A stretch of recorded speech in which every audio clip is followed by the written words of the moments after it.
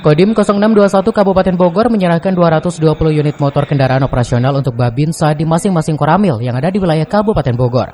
Penyerahan bantuan kendaraan operasional tersebut untuk membantu pengamanan jelang pemilihan umum 2024. Penyerahan bantuan kendaraan operasional dari Kementerian Pertahanan Kemenhan yang diserahkan langsung oleh Dandim 0621 Kabupaten Bogor secara simbolis kepada Babinsa Koramil di Mako Kodim 0621 selain kendaraan operasional juga memberikan helm beserta surat kendaraannya.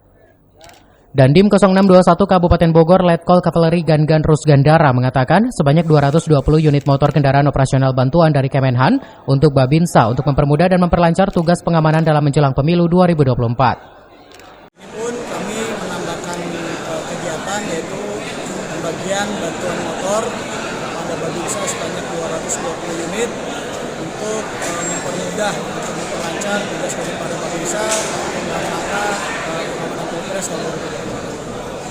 Ini bantuan motor ini dari mana?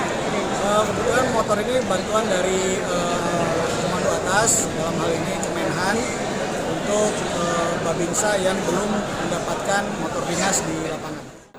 Dengan diserahkannya bantuan kendaraan operasional tersebut, diharapkan para Babinsa bisa lebih membantu memelihara keamanan dan ketertiban di lingkungan masyarakat.